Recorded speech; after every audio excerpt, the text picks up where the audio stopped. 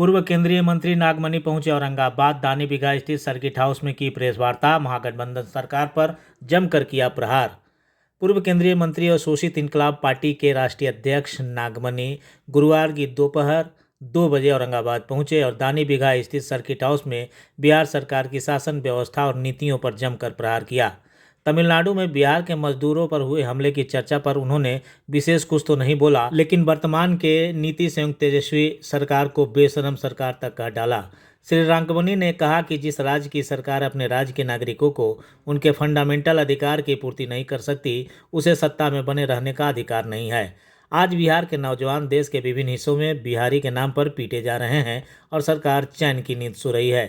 देश की राजधानी दिल्ली में कुल आबादी की 30% बिहारी हैं, क्योंकि बिहार में अभी तक जितनी सरकारें बनी सब ने सिर्फ और सिर्फ राजनीति की है। उन्हें बिहार की जनता से कोई मतलब नहीं है और बिहार की दुर्दशा में कांग्रेस एवं महागठबंधन की सरकार का अहम रोल है। नागमणि ने कहा कि बिहार की शिक्षा एवं स्वास्थ्य व्यवस्था चौपट है।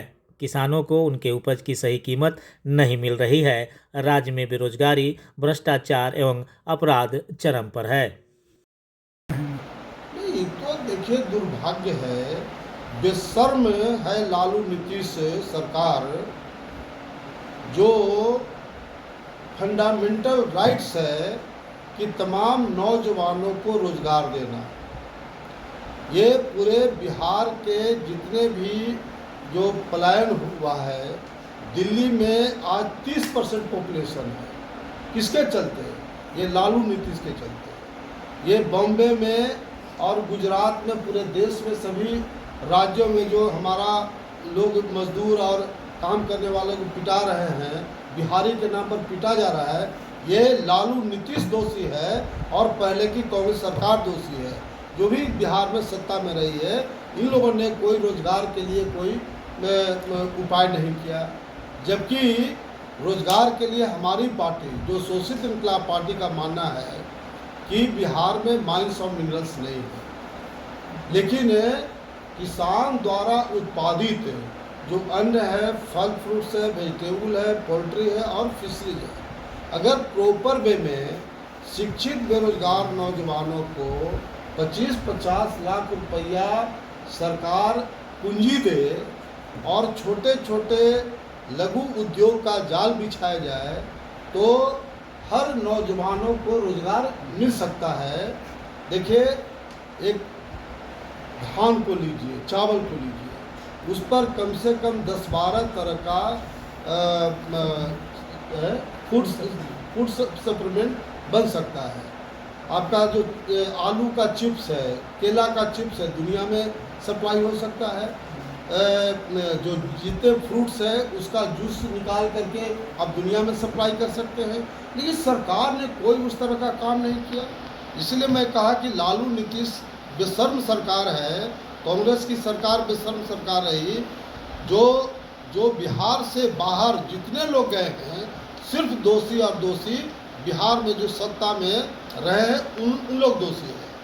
और मैं बिहार की जनता, खासकर नौजवानों से अपील करना चाहता हूं कि ऐसे तमाम पार्टियों के खिलाफ आप लोग आवाज़ बुलंद कीजिए और शोषित इनकलाब पार्टी गारंटी के साथ इस बात को हम लोग कहना चाहते हैं कि प्रॉपर वे में हम लोग रोजगार को जो किसान उत्पादन करता है उसके आधार पर अगर हम लोग छोटे छोटे लघु उद्योग का जाल बिछा दें, तो बिल्कुल बेरोजगारी हमारा बिहार से खत्म हो सकता है।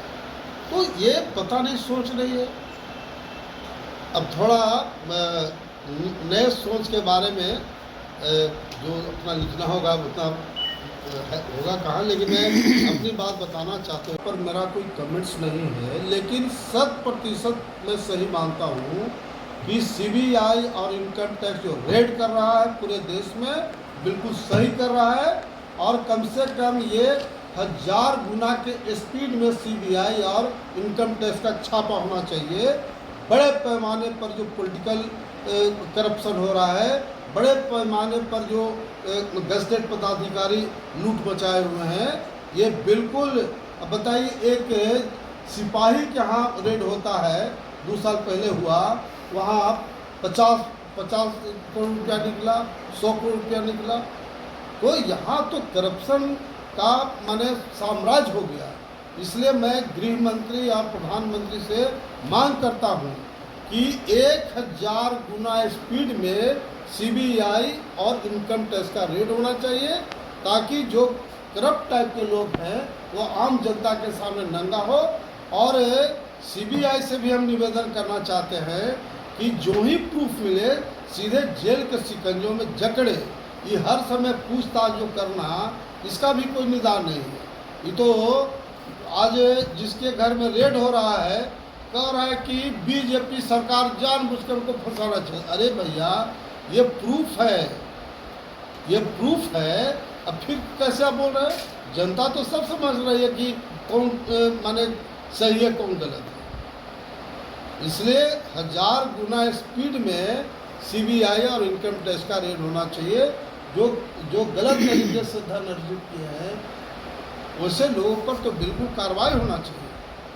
अगर जितना करप्शन से पैसा, जो चाहे पॉलिटिकल लोग हो या ऑफिसर लोग हैं, आम जनता तो करप्ट नहीं ना है। तो ये तमाम लोग का अगर धन अगर सरकार के पास आ जाए तो भारत सोने की चिड़िया बन सकती है। इतना पैसा पॉलिटिकल करप्शन और जो पदाधिकारी हैं उनके पास है। अगर जांच कर लिया जाए, इनकम टैक्स अगर प्रॉपर वे में जांच करें तो 90% पॉलिटिशियन और 90% जो पदाधिकारी हो जेल में रहे।